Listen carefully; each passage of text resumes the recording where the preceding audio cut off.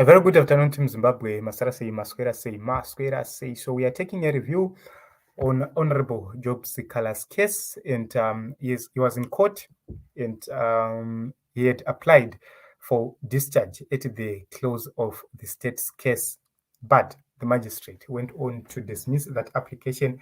What it means is that Honorable Job Sikhala will continue to be in prison even after he has spent a year behind bars. He will continue to be in prison, and that is the development at this moment in time. So let us go to what Douglas Coulthard had said. He is the lawyer, one of the lawyers representing Honorable Job Sikhala, and he was in court in solidarity with Honorable Job Sikhala. He says today Job Sikhala's application for discharge was dismissed, meaning his stay at Chikurubi continues. We must continue to stand with him. His trial resumes on 20 November. So this is what is happening in Zimbabwe. Honorable Job Sikhala has been in prison for over a year now, more than 500 days. He has been behind bars without trial. So the question is, if he is sentenced, if he is found guilty and is sentenced, this is scenario number one. Are they going to consider the time he spent behind bars without trial so that they give him a shorter sentence? Scenario number two, if he is acquitted, is the state going to compensate, number one, for the loss of income, number two, compensate his clients, number three, uh, time spent with behind bars, number four, for his health, number five, for defamation? Is the state going to take responsibility of all those things? It's another question. So my heart bleeds when I see people being put behind bars when they have lighter crimes, and those with heavy crimes are left or are given bail. That pains me a lot. So I continue to stand in solidarity with this comrade to the end of his trial. So personally, I feel that no matter the differences with the state or with the regime, they were not supposed to keep Job Sikhala behind bars for over a year now. So they did it, and they are using that as a way of trying to silence the opposition in Zimbabwe. So it is what it is, Team Zimbabwe. I do not know what you think or how you view all this, but I would want to thank all comrades who are standing in solidarity with Job Sikhala. Remember, some people are doing fundraisings for his health, some people are doing fundraisings for his family, some people are contributing for the payment of fees for his own family.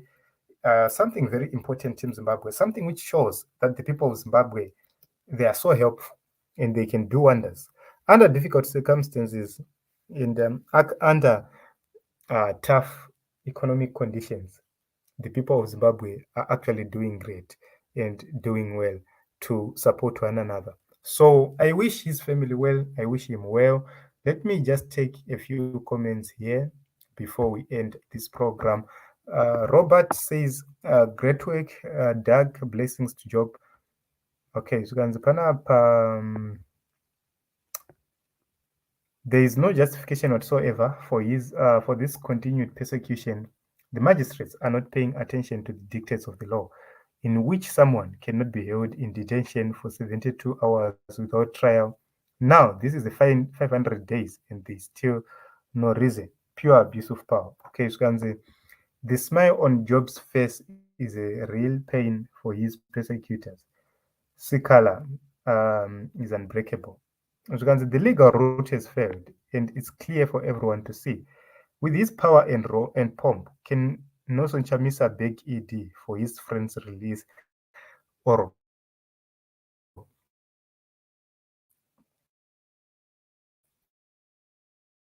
he also want him in there?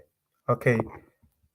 As for Nelson Chamisa, to talk to Nelson Chamisa, remember, President Mnangagwa said to Nelson Chamisa, the only way you can talk to him is through Pollard. But why Pollard? Because Pollard is about just a few political parties who managed to participate in the elections. It leaves out any other political party which had no presidential candidate in the last election. It also excludes the church, the civil society, it includes the business society, it excludes key stakeholders, the church, the business society, and that is a wrong platform. It cannot be a platform for a serious dialogue. There is need for dialogue with a neutral convener, not to go sit on a table which is chaired by the same person who is causing the troubles in the nation. That is wrong. Personally, I do not subscribe to that, and I do not agree to such kind of dialogue. So President Nelson Chamisa is a leader. He knows what the regime wants and is trying by all means possible to deal with these cases differently. I believe that with time, we're going to reach a break. We're going to see new things happening. Right now, the regime is cornered. They don't know what to do. They do not know what to focus on. They are trying by all means to maintain a brave face, but they know that they are doomed. They know that they're in trouble because nobody can be trusted at this juncture within the regime. So it is what it is, Team Zimbabwe. A very difficult moment, a sad situation for Honorable Job Sikhala, but those are people. So I know for sure that one day we have justice. Remember, the comrades who fought for the liberation of Zimbabwe, some had to stay for more than 10 years behind bars. And they were never broken down by Ian Smith. That is the same thing happening right now.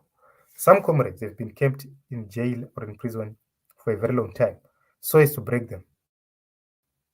So, personally, I feel bad when I see my comrades behind bars, when I see people, even one of my friends, wrongly put behind bars, wrongly detained. The people who are supposed to be behind bars are not behind bars. Criminals are walking scot-free, yet our comrades are suffering. So it is what it is, Team Zimbabwe. I will continue to take a look and give updates on what is happening in the nation.